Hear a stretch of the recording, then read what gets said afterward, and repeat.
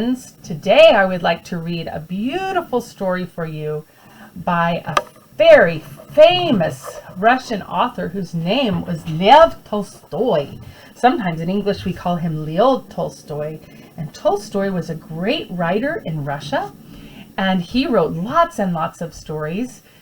He wrote a lot of big, long books that grown-ups read, but he also wrote a lot of books for children. And this is one of my favorite books that he wrote for children, and it's called Philipok. Philipok is a little boy who lives in Russia. Do you see that it's very cold where he lives? There's a lot of snow. And Philipok really wants to learn to read. He really wants to go to school to learn to read. Let's find out what happens with little Philipok. He has some adventures. There's the author, Lev Tolstoy. Do you see him there? He had a big long beard, and he had a lot of children too. It was illustrated by an illustrator who does beautiful illustrations. His name is Gennady Spirin.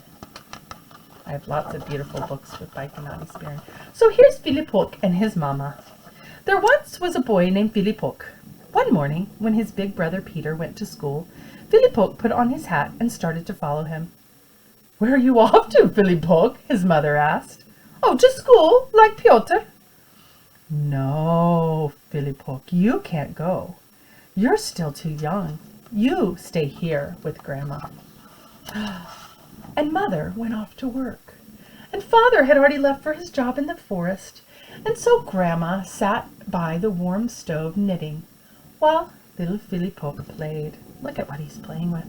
He really wants to learn to read, and he's working on looking at this book that has letters in it. And there's Grandma over there, knitting. Soon, Grandma fell sound asleep, and Philipok felt lonely. Then he had an idea. He put on his coat, but he couldn't find his hat. So he took his father's old one, and very quietly, he opened the door, and he set out for school. Look how big that coat is on him. He's wearing his father's coat. The schoolhouse was on the other side of the village, beyond the church.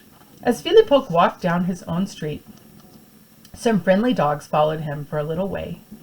He knew they would never hurt him. But soon he came to a strange neighborhood.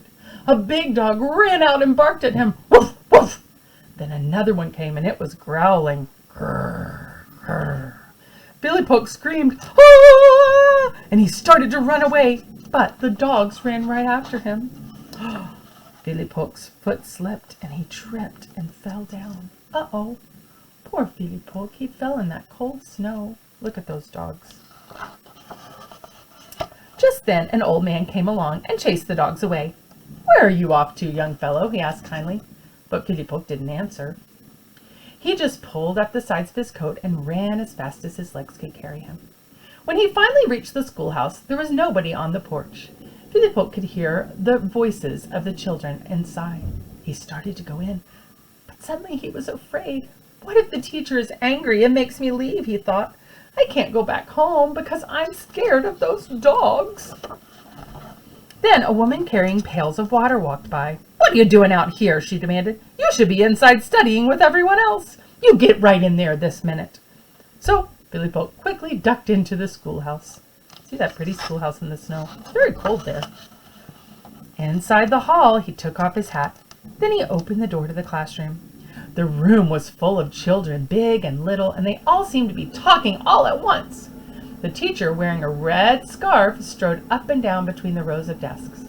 Suddenly he saw Philipok. "What do you want, little boy?" he shouted. Philipok clutched his hat and said nothing. "Who are you? What are you doing here?" the teacher asked again. Philipok didn't answer. "Have you lost your tongue?" But Philipok was so frightened that he couldn't even speak. "Oh, go home then if you won't talk. Philipok looked up at the tall teacher, and he burst into tears. "Oh, there now, don't cry," said the teacher. He patted Philipok on the head. "Does anyone know this boy?" he asked. "Oh, that's Philipok. He's Peter's little brother," said one boy. "He's always asking to go to school, but his mother won't let him," said another. "Oh, go and sit next to your brother, Philipok," said the teacher.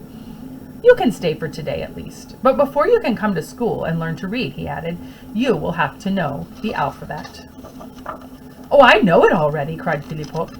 "I can even read a little." "Oh, Well, let's hear you spell your name, said the teacher. Philipok, said Philipok. F-E-V-L-E-P-O-K,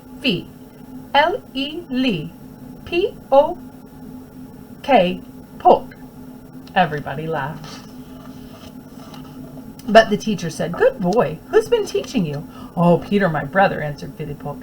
Then feeling bolder, he went on, I'm really clever. I learn very quickly. You see, I'm very smart. The teacher laughed. You'd better stop bragging and start learning, he said. I'll tell your mother you can come to school. And so after that, Philipok went happily to school every day with his big brother Peter and all the other children. The end. Philipok really wanted to learn. And you know what was wonderful? His older brother Peter had taught him a little bit. And so then he was ready to learn. Maybe some of you can work on learning to read, and then when you're a little older, you can teach your younger brothers and sisters. If you have younger brothers and sisters, you can teach them how to read also, and you can remember little Philipok. Thank you, friends. Have a good day.